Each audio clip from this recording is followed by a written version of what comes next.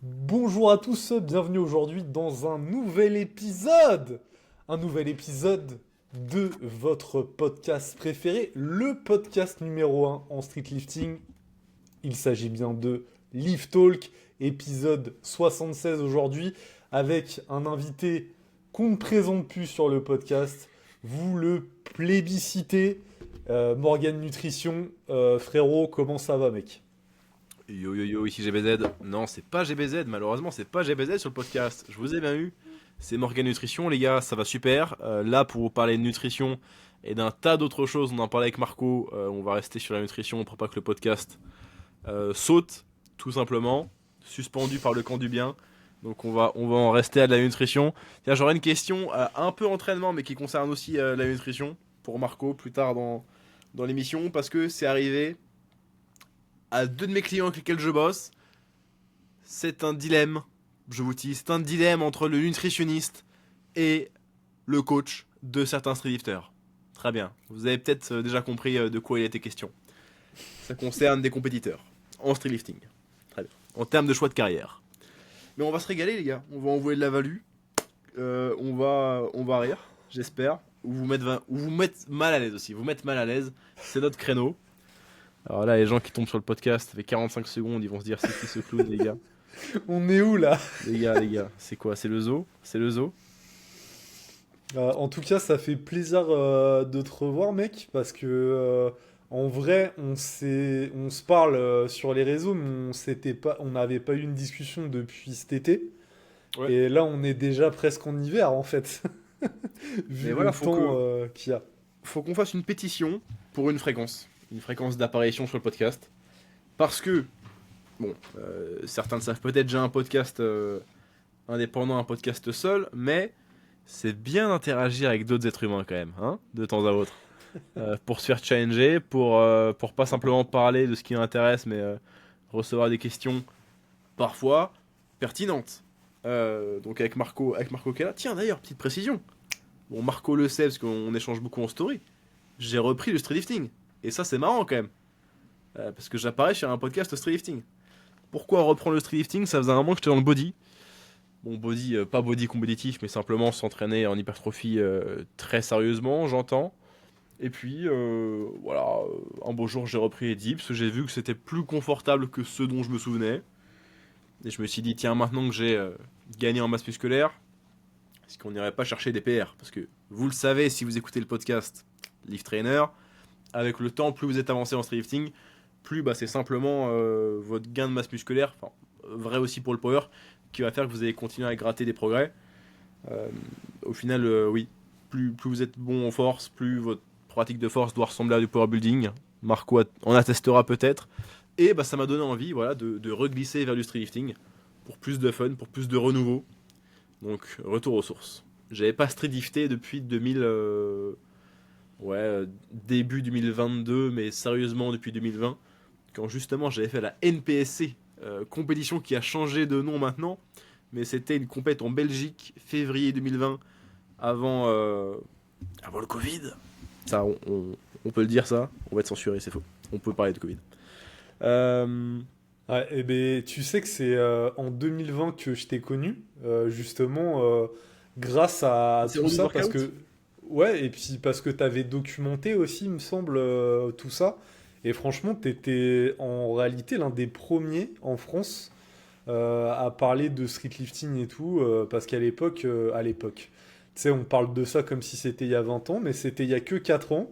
Mais il y a que 4 ans, il y avait strictement que dalle sur le streetlifting, sur Internet. Totalement, alors je trouve que maintenant c'est mieux, mais ça reste moins, je dirais, professionnel et correctement agencé que ce qu'on a avec du power maintenant. Je trouve que les power maintenant ils ont encore une classe d'avance sur les coachs en streetlifting, même si Marco, toi tu participes à professionnaliser la chose. Euh, ouais, en 2020, moi un petit peu l'équipe evidence-based, je dirais que j'avais, c'était les gens que j'avais connus à un workshop de fitness FAQs, parce que Daniel Van Dahl du Fitness FAQ faisait un tour en Europe, un workshop chaque semaine, donc dans chaque pays, chaque grande ville. Il avait fait en juillet 2019 un workshop vers Paris. C'était en 92, je pense, plutôt la défense, quelque chose comme ça. J'y avais rencontré du coup quelques gars bien déter, correctement evidence-based, on va dire. La semaine d'après, Fitness FAQs, il était en Belgique, donc à Bruxelles, pour le même workshop, donc même séminaire. Et il y avait à l'époque Alexandre Antrobowski, je dis à l'époque, il existe toujours, hein, vous inquiétez pas, cette personne est en vie. Alexandre, donc 012 Workout, qui avait fait le même workshop, qui était tombé sur une de mes vidéos YouTube où je vloguais le workshop, et il a dit oh putain, trop bien, t'es le seul mec bizarre comme moi qui est evidence-based dans le milieu du calisthenics, vas-y, on discute et tout. Et moi j'étais pareil, à découvrir à peu près une des rares 5 personnes en Europe à être evidence-based dans le milieu de la calisthénie. On avait connecté comme ça et on avait conçu le Calisthenics Science Podcast. Maintenant j'ai mon podcast à part, on fait plus d'épisodes dessus, mais on a 50 d'épisodes dessus. Donc oui, c'était très rare d'être evidence-based à l'époque. Et il y avait si peu de contenu. Enfin, même maintenant, on n'a pas des recherches sur le streetlifting. Hein. Dans les recherches de l'entraînement de force, au mieux, on a du squat ou du développé couché. Et souvent, c'est à la barre guidée, etc. Donc, je veux dire, biomécaniquement, en termes de technique, c'est plutôt via l'expérience que maintenant on en sait plus. Mais il y a quand même. Ouais, ça c'est un petit peu plus professionnaliser le streetlifting, même s'il n'y a toujours pas trop d'argent. Même si beaucoup de coachs sont toujours pas evidence-based, c'est un peu mieux. Putain, j'ai archi Et, divagué, les gars. Archi ouais, divagué. mais c'est intéressant parce que comme ça, les gens savent d'où tu viens et comment c'est connu. Et donc, bah, le monde est petit, hein, même le monde de la force en réalité. Et donc, voilà, Alexandre, chez qui bah, j'étais il y a quoi? Il y a 3 semaines, un mois là, pour les premiers pas belges Mhm. de la BSLC. Et ben, Morgan et lui avaient un podcast ensemble. Allez checker le podcast, il est toujours en ligne, j'imagine. Et il est toujours en ligne, ouais, sur Spotify et YouTube. Vous allez pouvoir constater l'évolution de mon physique et l'évolution de ma coupe de cheveux également, si ça vous intéresse. Vous allez pouvoir retracer une belle période de ma vie. Pareil sur ma chaîne YouTube, hein. On a des vidéos depuis 2019 et je les supprimerai pas parce que je suis heureux de voir à quel point mes vidéos étaient nulles au début. Parce qu'en comparaison, mes vidéos actuelles sont vraiment beaucoup mieux, particulièrement les réels. Donc c'est très cool de voir un peu l'écart entre les deux, justement parce qu'une de mes grandes inspirations, pas juste entraînement, mais surtout, je dirais, en termes de vidéaste, bah, c'est Fitness FAQs, donc Daniel Van Dahl, l'Australien en question, qui avait animé ces workshops-là. Et il a choisi de garder, alors qu'il doit avoir plus de 1000 vidéos sur sa chaîne, hein, il a choisi de garder ses toutes premières vidéos qui datent de 2013-14 peut-être, qui sont vraiment éclatées, je vais vous le dire. Hein. Il a choisi de les garder un peu en termes de tribute, c'est-à-dire hommage de tiens, voyez, douche pas en termes de j'ai pas de physique, j'ai pas de corps, je fais vraiment pas de perf, je tourne mal, c'est flou, il y a zéro montage. Alors que maintenant, ces vidéos sont très professionnelles, donc j'ai fait le choix de garder mes premières vidéos YouTube. La chaîne s'appelait Et, Morgan Bernardo, maintenant la chaîne c'est ah, Morgan voilà. Nutrition, mais ça reste la même chaîne, le Et même compte. ouais, tes réels, ils ont bien augmenté là en termes de qualité. Là, tu fais appel à un monteur ou Ouais, j'ai un monteur shootout à Ronan. Ronan, c'est quelqu'un qui était avec moi en STAPS, donc qui a une licence entraînement sportif, et ensuite il est parti au Canada pour faire des études de montage vidéo. Il était major de sa promo, il était très très fort. Et il est à la fois donc coach sportif, en présentiel et en ligne, et monteur. Donc il a la double casquette, mais quel énorme boss du montage c'est. Donc oui, je le paye, je le salarie. Enfin, il est en indépendant, mais vous avez compris le concept. Pour les réels. Et ouais, les réels fonctionnent bien bon, en termes de vue correctement, mais surtout, je suis très content de la qualité qu'on arrive à sortir. Que ce soit des trainings bien montés, des petits points nutrition, des réflexions random. Super bien illustré, très dynamique, il a une super qualité vidéo, donc on le remercie. Faites-nous penser, hein. On mettra son merci Ronan. Instagram, Ronan-visual, trop fort. Vous pouvez faire appel à lui, il filme beaucoup de sport, ok, donc que ça soit du streetlifting pour vos compètes, que ça soit, voilà, vous préparez un marathon, vous voulez vlogger ça, qu'il soit avec vous quelques jours. Très bon réalisateur, très, très bonnes idées ce Ronan. Voilà, vous faites part de votre concept. Donc ouais, plutôt content de comment ont évolué les réels. C'est une bonne entente parce qu'il a des très bonnes idées, très créatives. Et j'aime bien parler à la caméra, donc ça fait des réels marrants. Ça fait des réels marrants. Bien monté.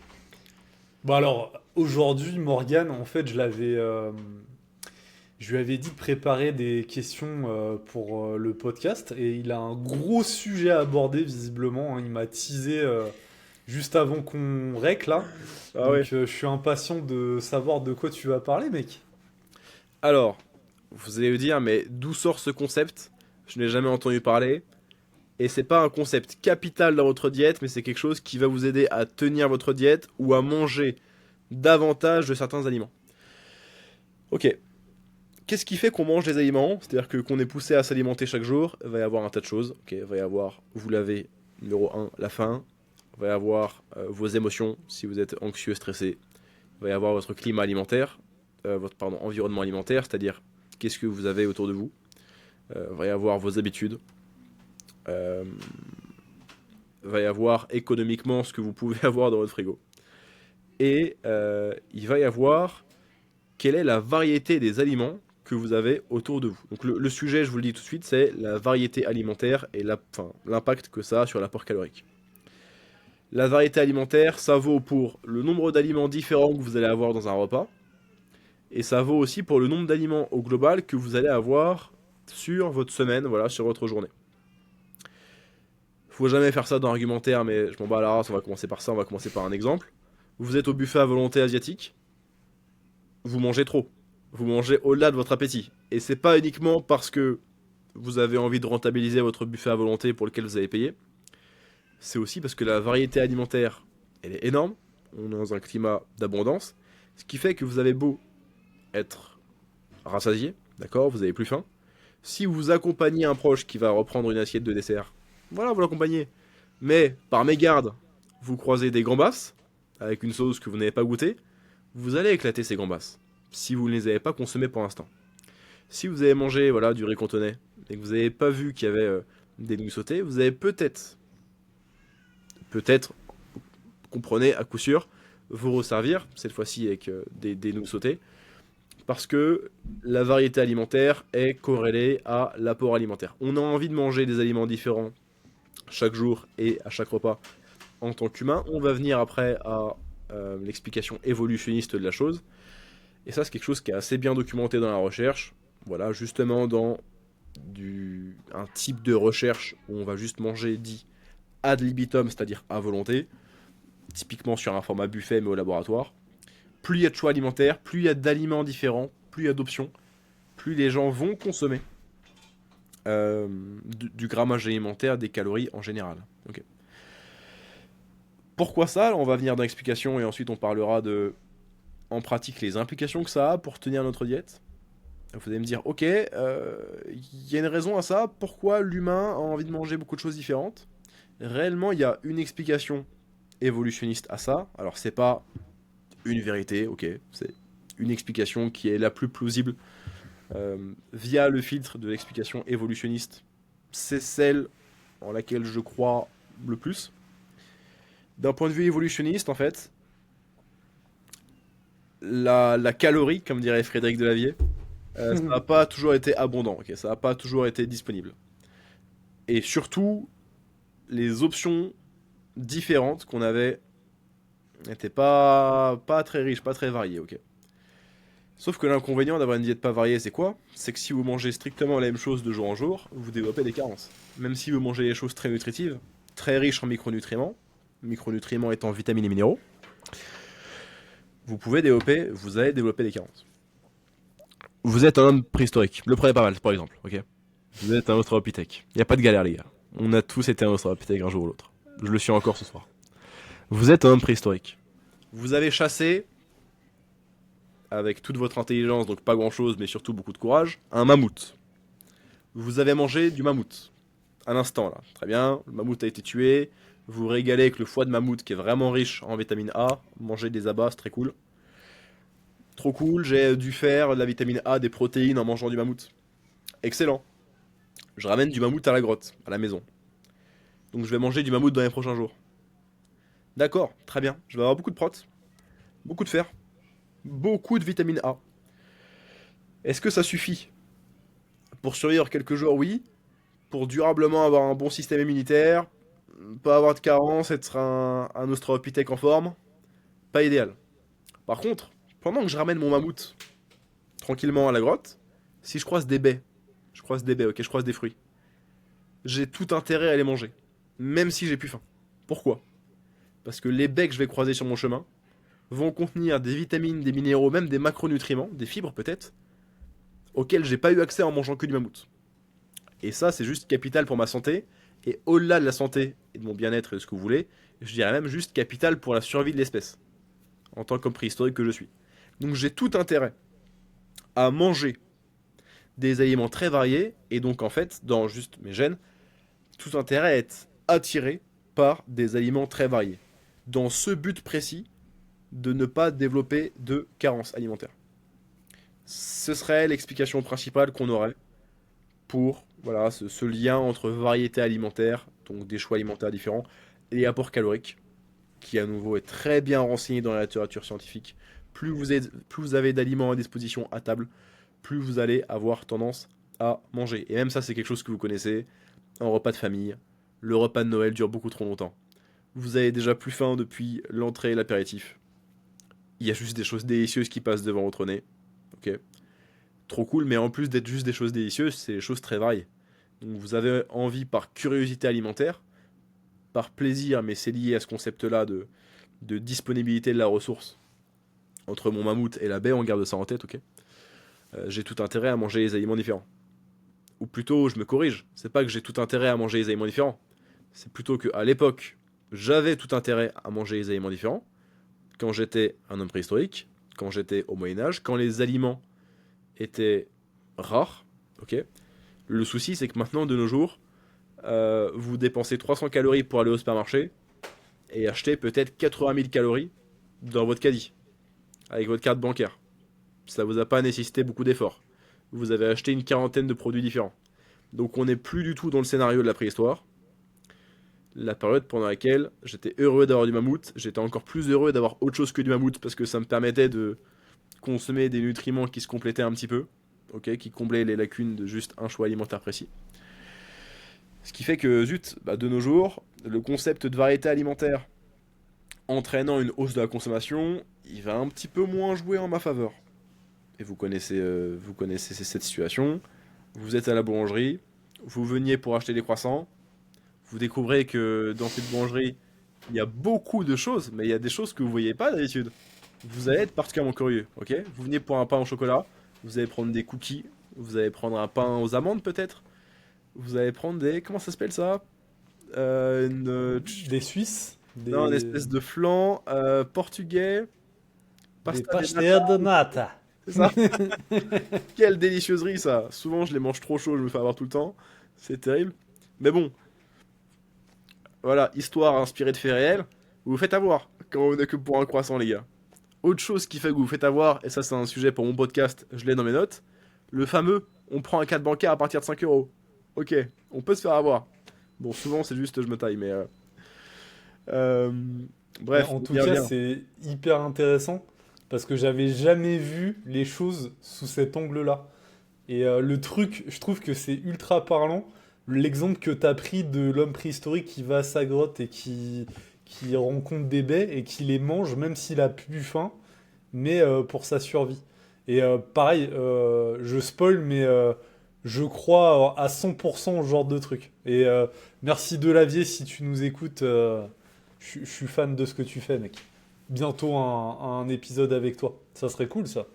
Ah, ça pourrait, je pense qu'il peut être assez accessible de Hmm. l'avis. Tant que tu lui expliques, tiens, on va parler de tel sujet qui est dans ton domaine d'expertise, etc. Ouais, plutôt parlant, alors évidemment, on n'aura jamais une réponse définitive de ah, voilà, la seule explication. Mais j'aime bien croire aussi cette explication, je trouve que c'est la plus crédible, plus cohérente. Bon, on en était dans le monde réel, ça nous sert assez rarement maintenant. Ou plutôt, ça joue en notre défaveur, le concept de variété causant une surconsommation alimentaire. Pas très chouette. Donc je vous ai donné l'exemple du buffet à volonté, de la boulangerie, vous voyez plein de choses différentes, vous voulez un petit peu tout tester, alors que vous n'avez pas spécialement faim pour tout ça. Euh, Par contre, en réfléchissant bien, il y a des avantages à avoir connaissance de ce concept. Parce que je vous en parle pas juste pour vous déprimer, pour vous dire haha, vous mangez tout le temps trop au buffet. Je sais pourquoi.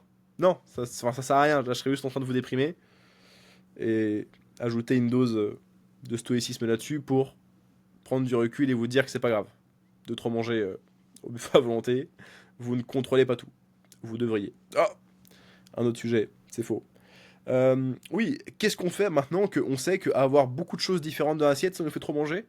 Eh bien les gars, ça dépend de votre phase. Vous avez du mal à manger suffisamment, enfin je dis les gars, 1000 bises aux femmes qui écoutent également ce podcast, les amis, vous avez du mal à manger en prise de masse?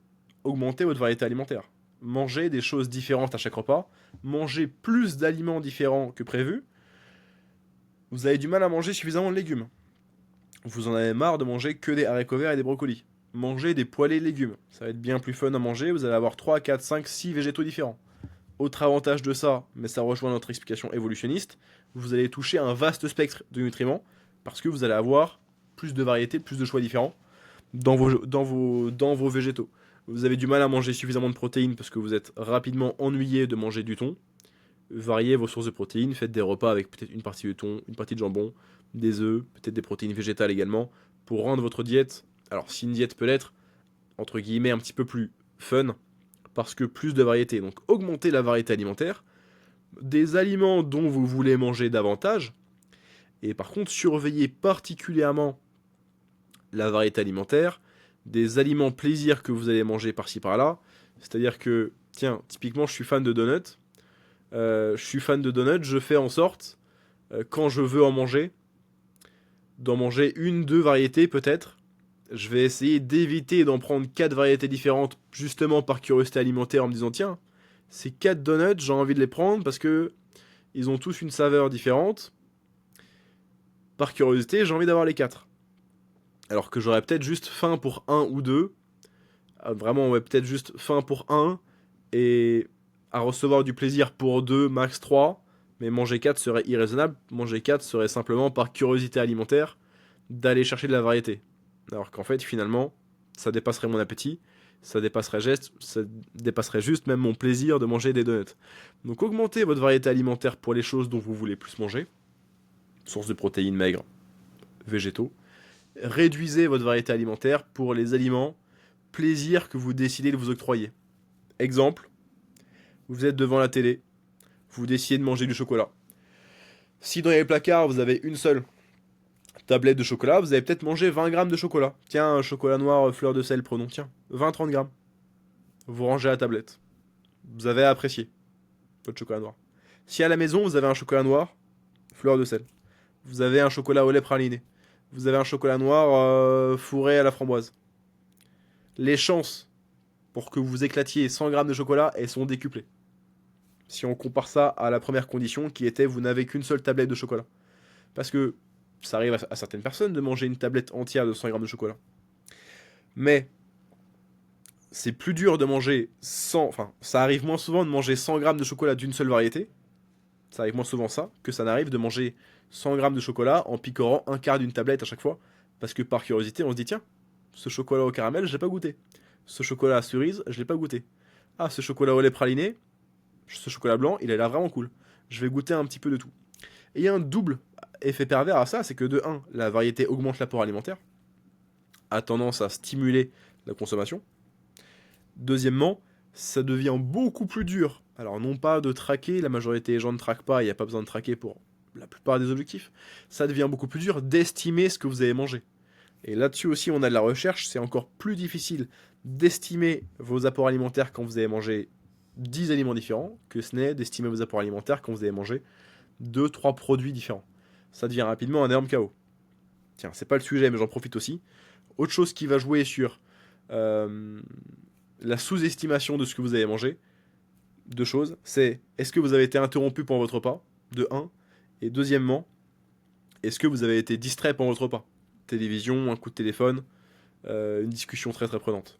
Pour le cas numéro 1, qui est l'interruption pendant un repas, ça augmente la consommation alimentaire. me souviens plus du nom des chercheurs, ça pourrait se retrouver facilement sur PubMed. Il y avait une recherche dans laquelle, ok, au laboratoire, ils faisaient manger les gens très bien à midi, ouais, voilà, manger jusqu'à satiété. Autre condition, ils faisaient manger les gens au laboratoire, à environ la moitié du repas, ils avaient dû décider de mettre ça au bout d'un quart d'heure, je pense. Il y a eu une fausse alarme incendie qui sonne, et qui interrompt les participants. Bien sûr, c'est une fausse alarme incendie, le but c'était de tester alimentairement ce qu'il en est, ce qui va se passer sur la consommation de calories. Fausse alarme incendie, les participants reviennent quelques minutes après, ok, c'est bon, ah c'était un test, il n'y a pas de souci. Continuez à manger votre repas. Les gens mangeaient quasiment le double lorsqu'il y avait eu la fausse alarme incendie. Ils mangeaient le double de ce qu'avait mangé le premier groupe qui avait mangé juste d'une traite. Pourquoi ? Parce que quand votre repas est scindé en deux, et ben en fait vous avez du mal à estimer, assimiler, évaluer ce que vous avez mangé. Je rajouterais à ça, il me semble pas que les chercheurs en avaient parlé là-dessus, je pense aussi qu'il y a l'effet de stress de la fausse alarme incendie qui a certainement stimulé la consommation alimentaire dans la deuxième condition de la recherche. Donc c'est aussi un autre facteur confondant. Ce serait dur de matcher pour ce facteur-là, faire correspondre.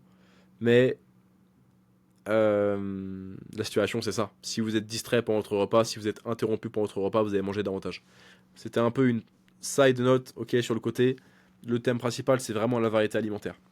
Si vous avez du mal à manger assez, augmentez votre variété, mais de tous les produits, ok, pour que vous ayez plus de facilité à manger davantage, plus ce concept de curiosité alimentaire pour vous faire manger un peu plus. Si à l'inverse, vous êtes en perte de poids, vous avez du mal à restreindre vos calories, vous avez tout intérêt à avoir une diète assez ennuyeuse en termes de variété. Donc mangez des repas qui contiennent 3-4 aliments, vraiment maximum, ok. Avoir des choix alimentaires qui se ressemblent de jour en jour. Parce qu'en fait, même vous allez avoir des fringales pour les éléments que vous mangez régulièrement. C'est Menno Henselman, ça qu'en parlait. Menno Henselman, donc, qui est un chercheur qui fait des formations sur l'entraînement, etc. Très actif sur Instagram d'ailleurs, Menno Henselman. Créateur de la formation bayésienne et autres. Je sais plus s'il en parle dans un podcast ou s'il en parlait dans son livre fantastique, The Science of Self-Control. Ça l'est dans un podcast. Il parlait du fait, lui c'est un nomade digital donc il voyage énormément. Il parlait du fait que tiens, quand ça fait 2 mois qu'il est au Japon, il a plus de fringales pour des quesadillas. Alors qu'il était au Mexique justement il y a 2 mois. Mais en fait, à ne plus être exposé à certains aliments, donc là dans ce cas de figure très précis, à certaines spécialités locales, puis en fait il perd les fringales pour ces aliments-là, parce que c'est comme si ces aliments-là sortaient de sa bibliothèque de mémoire gustative, parce qu'il n'y est plus exposé. Et ça c'est une chose aussi que me reportent mes clients quand ils se remettent à manger par moment certains aliments transformés. C'est quelque chose qui arrive parce que ils n'ont pas mangé de Nutella depuis 2 mois. Non pas que c'était interdit, mais juste ils choisissaient de pas attribuer des calories au Nutella. Quand ils en remangent, ils disent ah mais je me souvenais pas exactement que ça avait ce goût-là. Finalement c'est pas exceptionnel. C'est cool, mais genre ça vaut pas les calories. Et dans ma mémoire gustative, c'était un peu meilleur que ça. Donc un peu déçu, pas ouf. J'ai dépensé les calories, j'ai un peu mal au ventre, je me sens bizarre. Ok. Et ça finalement ça a une bonne chose. C'est-à-dire que waouh, j'avais fait une story là-dessus il y a peut-être 3 ans. Vos fringales, elles sont juste la répétition de ce que vous mangez régulièrement. Donc t'as un petit peu 2 équipes. Sur les fringales, il y a un, tu cèdes à la fringale et tu passes à autre chose. Et il y a l'équipe 2, tu luttes contre la fringale, tu fais en sorte de voilà, de pas avoir cet aliment à disposition, de pas en manger. Et même si le deuxième cas de figure il te semble être grave débile, en mode no pain no gain, etc., finalement, si tu es en mesure de juste pas acheter un aliment pas t'y exposer, si tu le manges pas pendant quelques semaines, tu perds la fringale pour cet aliment-là. À moins que tu sois exposé de d'autres manières, donc soit visuellement, soit olfactivement, donc via l'odorat quand tu passes à côté d'une boulangerie ou autre. On a peut-être dû parler de ça par rapport au sommeil, je pense, dans un podcast précédent, Marco. Si tu consommes plus un aliment, tu perds juste ta fringale pour cet aliment. Et ça, c'est une très bonne nouvelle. Et c'est ce que des gens vivent lorsque, du jour au lendemain, ils passent à une alimentation full, non transformée. Ils finissent par presque être dégoûtés par les aliments transformés. Je dis pas du tout que c'est ce qu'il faut faire. Pour vous dire, encore tout à l'heure au goûter, je mangeais la brioche au Nutella, les gars, il n'y a absolument aucun souci. Si ça rentre dans vos macros, dans vos calories, et que vous êtes en mesure de pas les dépasser, et de faire une tuerie avec votre brioche au Nutella, vous pouvez inclure absolument tous les aliments. Il n'y a aucun souci. Tant que la majorité de votre diète principalement est constitué d'aliments très nutritifs, très riches en vitamines, minéraux, fibres, etc. Je suis un peu en train de divaguer, mais c'était intéressant d'avoir cette parenthèse sur votre bibliothèque gustative nutritionnelle, ce que vous avez en mémoire, ce que votre langue a en mémoire, ça change au fur et à mesure du temps. Et si vous mangez plus un aliment depuis un moment, vous allez perdre cette fringale pour l'aliment. Même si ça semble être stupide, no pain, no gain de dire non, ne tombez pas dans votre fringale, si vous êtes en mesure de plus vous y exposer, vous allez juste, entre guillemets, vous soigner de cette fringale-là. Tant qu'on n'est pas dans des cadres de TCA, etc., et que c'est juste une fringale passagère et que vous êtes un individu, entre guillemets, sain, bonne relation avec votre nourriture, ça peut être malin de chercher à lutter contre ces fringales-là. Pas leur donner, entre guillemets, du crédit. Ça peut être une bonne chose. Donc on était sur variété alimentaire. Augmentez votre variété si vous avez besoin de manger plus. Réduisez votre variété si vous cherchez à manger moins. Et pour les fringales, si vous êtes en mesure de plus vous exposer, plus manger les aliments sur lesquels vous fantasmez quand vous avez des fringales, c'est une bonne chose. Et ça vous permettra en fait de... Je déteste le terme, mais clean votre diète de ces aliments-là. Dernier ajout là-dessus. Il y a eu les recherches ces 3-6 derniers mois peut-être. C'est quelque chose que empiriquement on remarque. Ok, le fameux vos parents vous font manger des légumes quand vous êtes petit pour que vous aimiez les légumes, pour que vous y soyez habitués. Eh bien, il y a eu cette recherche-là sur des enfants qui ensuite sont devenus adolescents et après adultes. Et en fait, ce qui avait été étudié, c'était la consommation, comment ils appellent ça en anglais, squash. Squash, je sais pas si c'est la catégorie des boissons sucrées ou un produit typiquement sucré qui doit être un jus de fruits ou autre. Bref, une boisson sucrée. Les enfants qui consommaient le plus régulièrement et en plus grosse quantité des boissons sucrées, à l'âge adulte, avaient davantage de récompenses, davantage d'appétence en fait, à la consommation de produits sucrés en général. Et donc c'est marrant de voir, même si c'est quelque chose qui empiriquement a été observé par beaucoup de gens, on n'est pas pour se baser sur l'empirisme. Enfin, quand on a que ça peut-être, mais là non. C'était intéressant du coup de voir de la recherche scientifique bien menée qui confirmait que l'habituation, si vous voulez, on pourrait dire l'accoutumance à certains choix alimentaires, oriente vos choix alimentaires futurs. Donc, si toute votre vie vous avez mangé principalement des aliments non transformés, très peu de végétaux, vous commencez à manger une diète plus saine et que vous vous dites ok, je m'ennuie avec ma nutrition, tenez bon, ok, en vous habituant à manger davantage de sources de protéines maigres, en vous habituant à manger davantage de végétaux, vous allez vous y faire et vous allez trouver de la récompense alimentaire, du plaisir alimentaire à manger entre guillemets sain. À nouveau, j'aime pas le concept de aliments sains, malsains, clean, dirty, ce que vous voulez. C'est pas ça le concept, mais vraiment par simplicité, là, dans mon expression orale, on va dire ça. Si vous vous habituez à manger clean, vous resterez sur du plaisir à manger clean. Pistolet banane. Alors pour ceux qui ne nous ont pas en vidéo, j'ai actuellement une banane dans ma main droite que je manie comme un pistolet parce qu'il s'agit de mon snack juste après le podcast. Marco, j'ai pas compris. J'ai érigé mon pistolet banane comme ça, t'as pas levé les mains. Enfin, je sais pas très bien ce qui se passe. Je pense que t'as pas saisi à quel point t'étais en danger, même si on a beau être à environ 450 km l'un de l'autre. Ok, il est précis. Garde le sens des priorités quand même.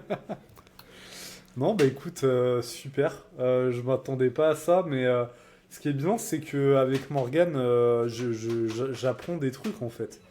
Ou en tout cas, j'ai des visions différentes qui me font encore plus avoir de réflexion. Si vous entendez quelqu'un qui pleure derrière très fort, c'est mon fils. Marco a fait le choix de faire les enfants pour la caisse d'allocation familiale. Il regrette désormais car le bruit de son fils entache la crédibilité de son business. Non, faudrait que j'en fasse un troisième pour vraiment avoir plein pot les aides, quoi. Pour avoir une famille nombreuse. Deux, c'est pas assez. C'est pas assez. Non, mais c'est pas suffisant. Donc là, t'es dans la phase piégeuse parce que du coup, t'as des charges parce que t'as des enfants, mais t'en as pas suffisamment pour bénéficier mais bon, du j'ai système dit social. mon dernier mot, donc on s'arrêtera à deux. Deux, c'est déjà très très bien. Hein. Non, c'est déjà bien en termes de responsabilité. Ah, c'est clair. Félicitations. Je serais pas en mesure de tenir ça pour le moment. Ouais, des sujets très variés. Hein. Des sujets très variés. Marco est carrément choqué. Je pensais que j'allais pas être comme Marco. Je pensais que j'allais pas un sujet relatif à l'entraînement. Non, Plus non, non, non. directement par rapport à la perte de poids? Non, non, franchement, je m'attendais à ce genre de truc, hein. Et non, non, je suis content. C'est un bon sujet. Donc, qu'est-ce qu'il faut retenir de tout ça finalement? Ok, oui, parce qu'on est parti un peu en tous les sens. Ce qu'il faut retenir, si vous avez du mal à manger suffisamment, que ce soit en général ou d'une catégorie d'aliments, augmentez la variété. Ok, vous avez du mal, genre votre nutrition vous ennuie, augmentez la variété, mangez davantage de choses différentes dans vos journées et dans vos semaines, ça facilitera la hausse de vos apports, caloriques en général. Vous avez du mal à manger peut-être des protéines, parce que vous n'avez pas d'idée de quoi manger. Vous mangez plusieurs fois par jour du blanc de poulet. Le blanc de poulet, vous en avez marre, vous voulez plus en manger. Trouvez des sources de protéines différentes. Ok. Vous avez du mal à manger assez de légumes, parce que dans votre tête, les légumes, c'est que des légumes verts. Non, il y a plein de choses différentes qui existent. Testez de la ratatouille en conserve. Testez d'accord des haricots verts que vous avez cuisinés. Testez des poêlés de légumes. Testez des crudités. Et vous verrez que c'est beaucoup plus fun que ce que vous pensez de manger des légumes. Ou plutôt que beaucoup plus appétissant. Il y a beaucoup plus de quoi faire quand vous mangez des choses différentes chaque jour. À l'inverse, vous avez du mal à manger peu de calories, ok? Vous cherchez à sécher, mais vous avez trop faim, ou plutôt vous n'avez pas faim, mais vous avez cette curiosité alimentaire qui fait que vous voulez en permanence par-ci par-là manger. Ce que vous allez faire, c'est que vous allez chercher à rendre votre diète un petit peu plus ennuyeuse avec moins de choix alimentaires. Ok, quelque chose de plus simple, moins d'aliments différents dans vos journées. Ce concept-là, il rejoint aussi le concept de palatabilité. Je sais plus si on en avait parlé sur le podcast ou j'ai dû en parler autre part. Palatabilité, c'est à quel point un aliment est délicieux. Exemple, une pizza, forte palatabilité, du concombre, faible palatabilité. Le combo faible palatabilité, faible variété, donc une alimentation un petit peu ennuyeuse, c'est pas mal en perte de poids, parce que vous allez être en mesure de juste manger pour finir rassasié, et pas manger juste pour du plaisir. Intéressant, hein, toujours garder du plaisir alimentaire dans votre diète, peu importe les conditions, mais si vous avez du mal à restreindre vos calories, faible variété et faible palatabilité, c'est ce qui va vous permettre de réduire votre budget calorique assez simplement. Donc, résumé, forte variété en prise de masse, faible variété en sèche, si on simplifie en une phrase. Ok, bah moi c'est ce que j'avais expérimenté, notamment quand j'avais fait une perte de poids en 2021.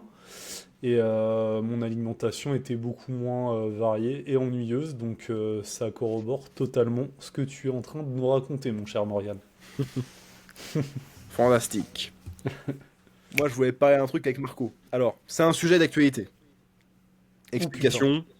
Bon, surtout depuis que j'ai repris le streaming sur les réseaux sociaux, les gens se sont rappelés que c'était quelque chose que je pouvais pratiquer. Les gens m'avaient vraiment mis dans la case bodybuilding alors que j'ai toujours continué à suivre le game streetlifting-esque. Nouveau terme. Euh, Ça a recoaché les streetlifters récemment. Enfin, je l'ai toujours eu dans mes line-up de clients, mais un peu plus maintenant. Une question qui se pose quand on est un streetlifter, c'est donc un streetlifter compétitif. Marco, c'est dans quelle catégorie de poids je me classe. Et ça, c'est un big débat. C'est un big débat. En plus, je crois que Souley a fait un post là-dessus. Donc Souley, le coach de Power, qui a aussi quelques streetlifters maintenant, je pense.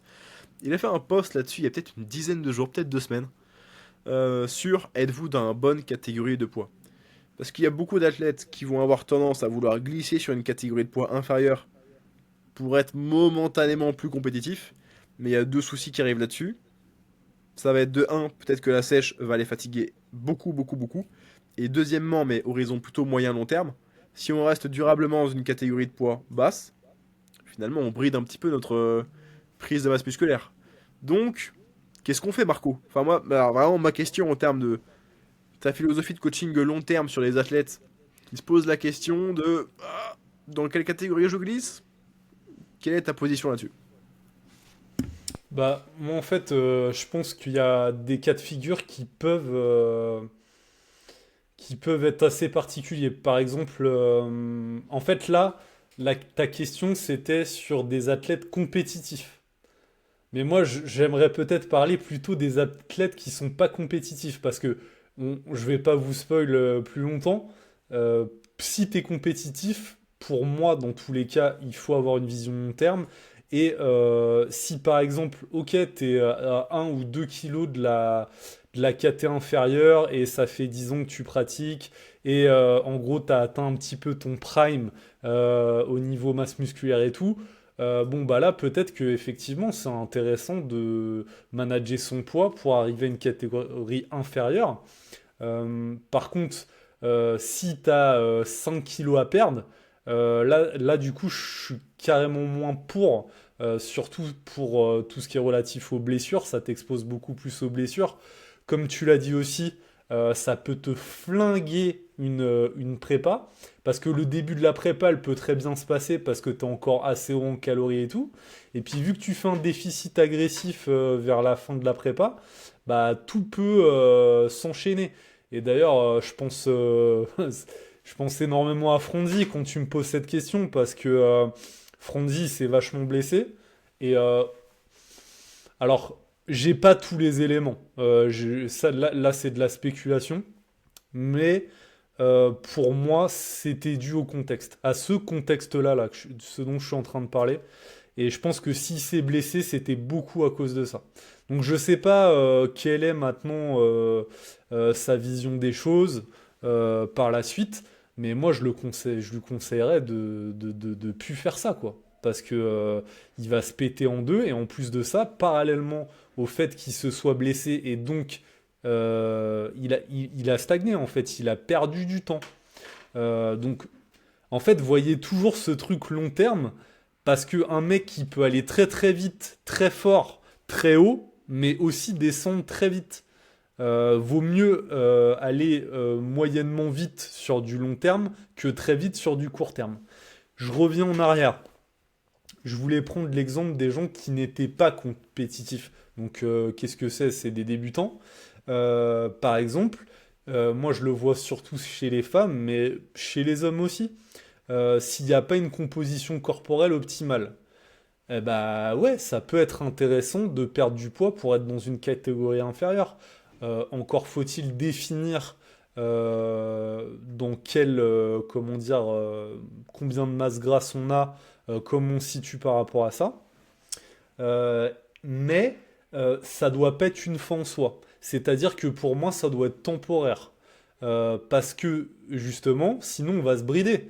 Si déjà t'es débutant, donc ça veut dire que t'as pas développé à fond ta masse musculaire, et en plus de ça, en gros, tu veux rester en déficit, et tu veux pas te développer, quitte à avoir une composition qui est pas ultra optimale sur le moyen long terme, et se protéger et surtout augmenter ses progrès à l'entraînement.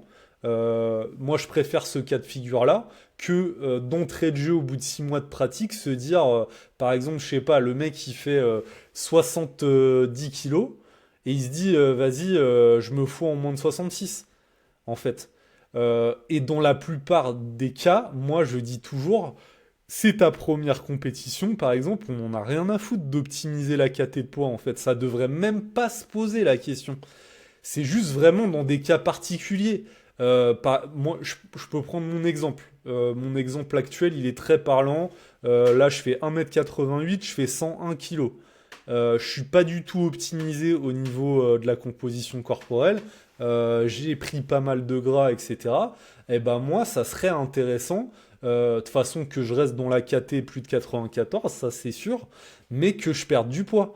Parce que je suis pas optimisé. Je le vois, genre sur les tirages en ce moment, c'est une catastrophe et tout. Mais j'en ai conscience, je sais pourquoi je le fais. Mais voilà. Donc, je pense que j'ai répondu à la question principale et aux questions qui étaient autour de ça. Mais voilà. Pour moi, un compétiteur, surtout quand il est jeune, mais même en réalité quand il a 10 ans derrière lui de compétition, parce que en fait, il doit avoir une vision long terme, et c'est toujours ce qui fera la différence. Et pour moi, t'as deux cas de figure en fait. T'as le mec qui a une putain de stratégie long terme, et qui est doué, hein, parce que pour être compétitif à haut niveau, faut être doué. Mais faut avoir aussi une stratégie. Et si le mec il a une stratégie, il va aller très très très loin. Et t'as le deuxième cas de figure qui est un petit peu rageant, frustrant pour certains. Et là, je pense à un mec, je peux peut-être dire son nom, mais vraiment Ludo, pour moi, qui des fois peut se mettre en danger, par exemple. Moi, je revois toujours son squat. Et en fait, il est impétable. Il est vraiment fait en adamantium, ce mec. Sauf que lui, c'est vraiment une exception qui confirme la règle. C'est pareil, il bouffe du volume à gogo et tout. Vous faites ça une semaine, vous êtes pété en quatre, hein, je vous le dis tout de suite, même avec vos charges de travail. Donc ça, c'est vraiment pour moi l'exception à pas prendre en compte. Mais pour moi, vraiment, avoir une stratégie, ça fera la différence, et ce, dans tous les domaines de la vie. On parle sportivement, là, en streetlifting, mais partout ailleurs. Si vous n'avez pas de plan, les gars, les filles, vous irez nulle part. Voilà, ça sera le mot de la fin. Plutôt d'accord avec la distinction que tu as fait entre compétiteur et plutôt pratiquant, on va dire lifestyle, c'est-à-dire ouais, première compète, juste voyez ce que ça fait de faire une compétition, et même vous posez pas de questions sur le ranking, et voilà, parce que de toute façon, vous voulez vous comparer à qui? Enfin, peut-être que vous, ça fait 2 ans que vous faites du streetlifting, vous avez éclaté les mecs qui en font depuis 6 mois, qui font leur premier pas, ou tout l'inverse, enfin, rien à foutre. De toute façon, vous avez rien à voir à gagner en termes de trophée ou quoi que ce soit, première compète. Vous voyez juste ce que ça fait, essayez de pas bégayer avec les ordres au squat, et vas-y, c'est déjà bien. Euh, Valider quelques barres, et ça fera l'affaire. Vraiment, les gars qui cherchent à optimiser dès la première compète le poids, changer de combat, vous n'êtes pas là où il faut.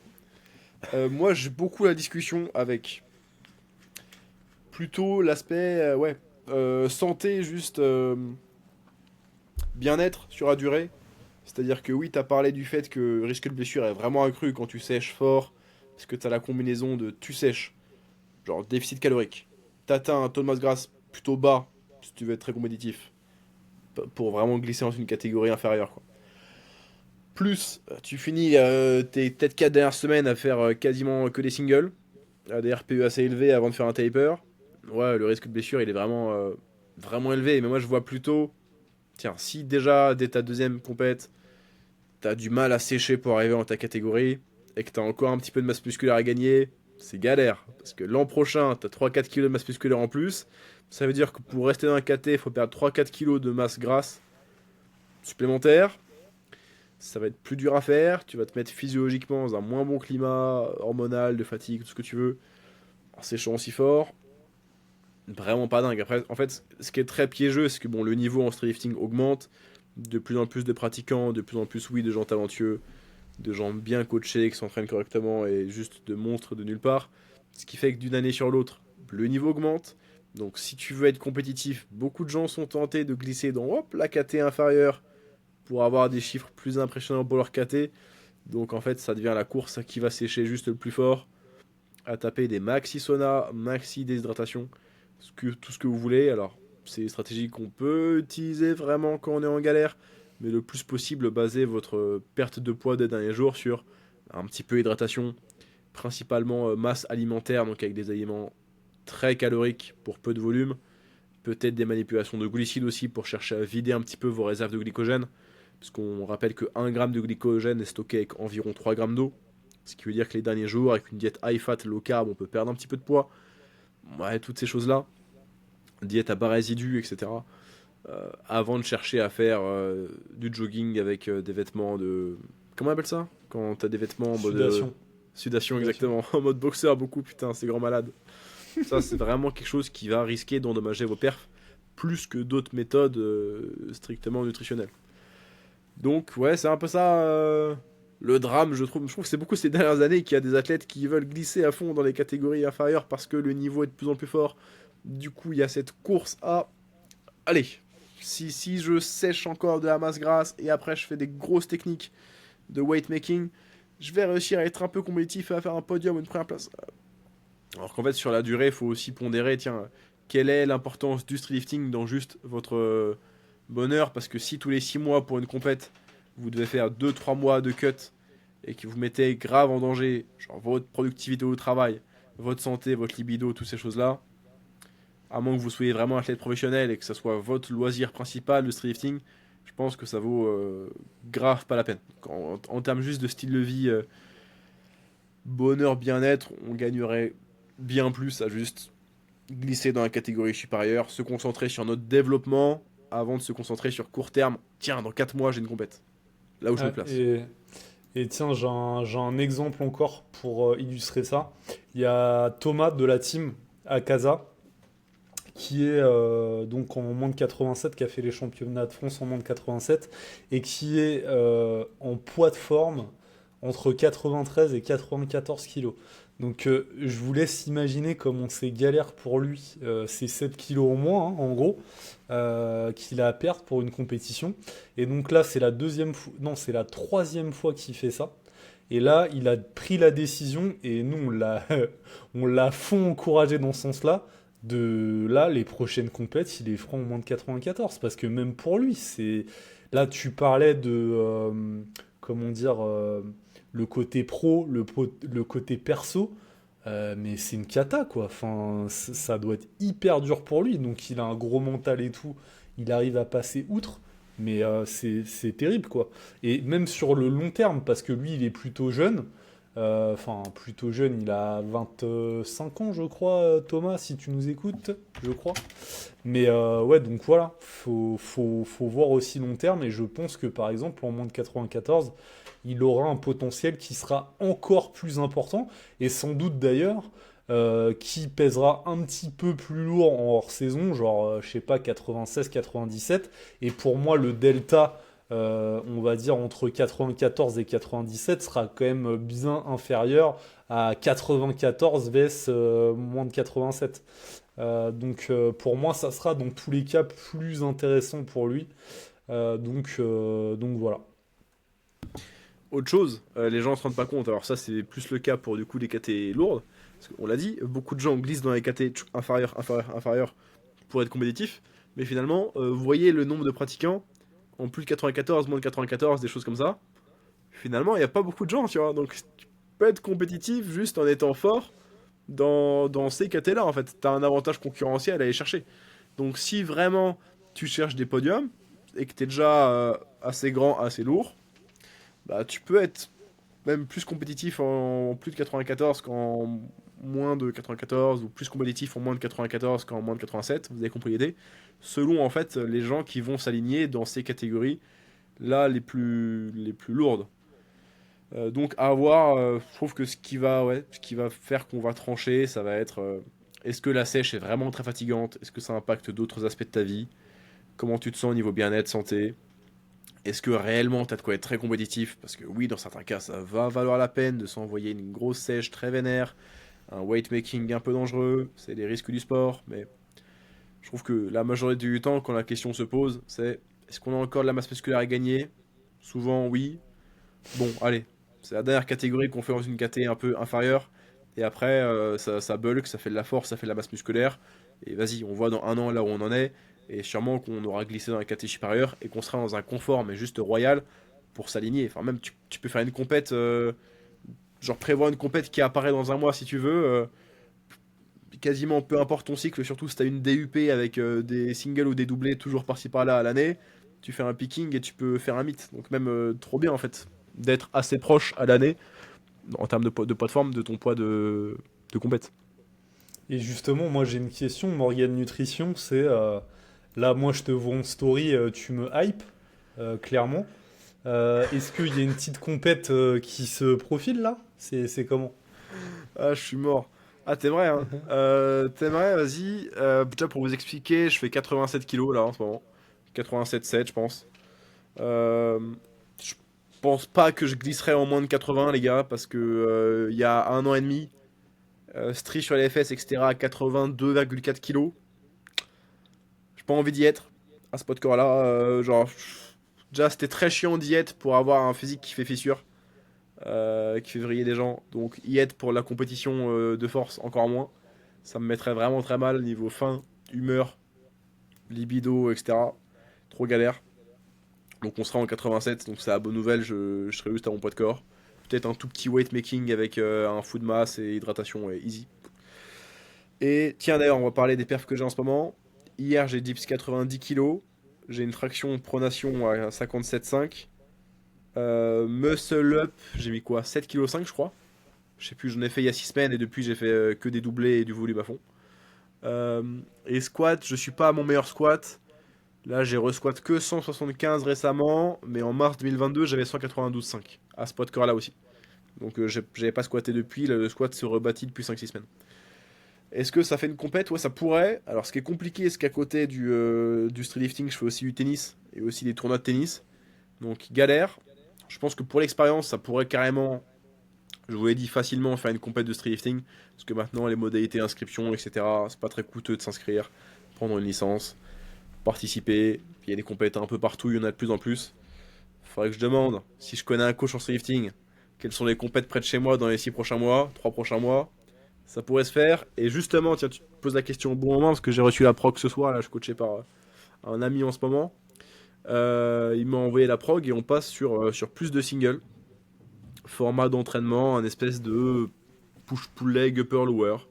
Donc il y aura des singles sur les 4 lifts en ce moment. Donc ça pourrait. Objectif. Là, le dips à 90 passait bien. Je pense que même maintenant, j'ai peut-être 92,5 en stock. Traction, je pense que dès demain, ça pourrait mettre du 60.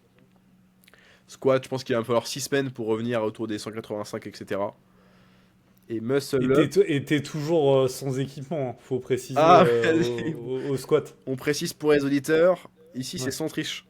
Non, petite provocation. Ici c'est sans triche, les gars. Sans autotune. Non, les gars, le squat c'est en feiou en fait. C'est en feiou. Je vous fais déjà l'honneur de mettre un short. Je pourrais squat en caleçon. Non, squat sans genouillère, ceinture, bande de poignet. Pourquoi je lift non équipé? Parce que bon, les compètes ça m'intéresse pas trop déjà de base.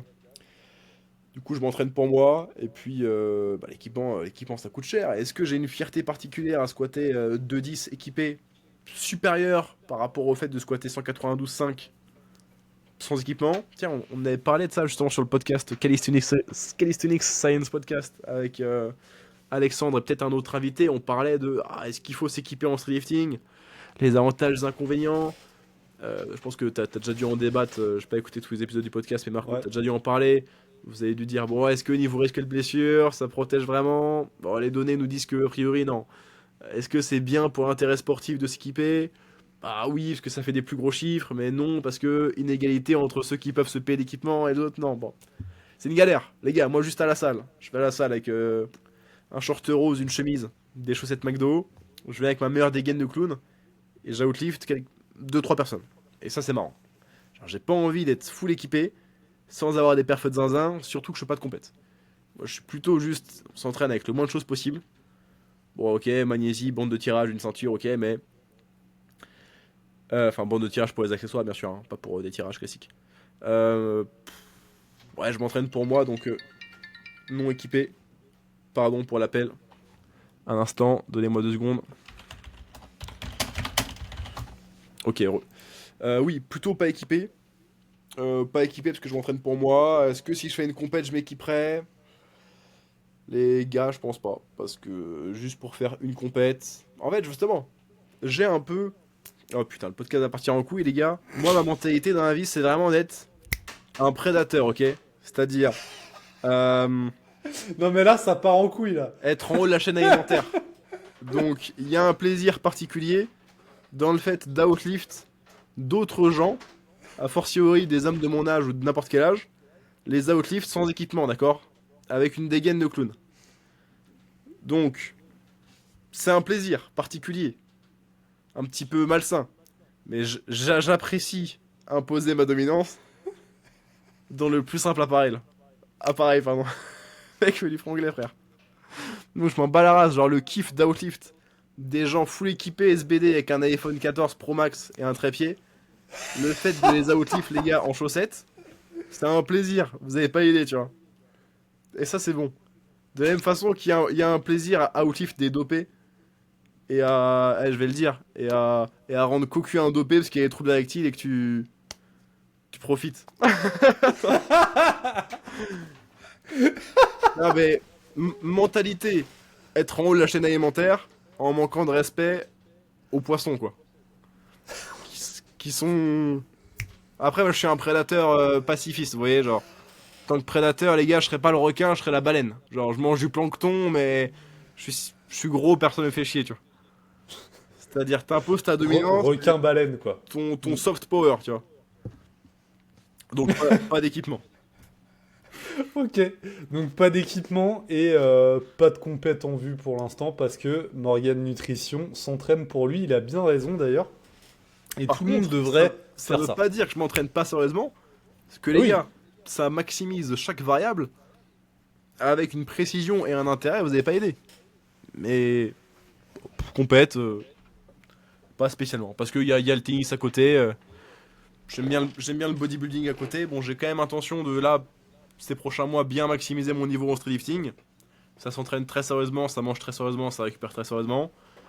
Mais compète, non, pas spécialement. ok. Bon bah top. Franchement j'étais content de te reparler mec, ça faisait un petit moment là. Ça Et faisait 3 mois, non, environ. ouais c'est ça, ouais, 2 mois et demi. Donc justement, à ce sujet, donnez-nous votre avis en commentaire. Et dites-nous à quelle fréquence faut-il que je fasse intervenir Morgan Nutrition sur le podcast Live Talk. N'hésitez pas, vraiment. Sinon, moi je vous le redis encore parce que j'ai oublié de vous le dire au début de podcast, je suis parti en couille. C'est que nous, on propose des coachings spécialisés en street lifting avec Lift Trainer. Donc vous pouvez nous retrouver sur le compte Lift Trainer.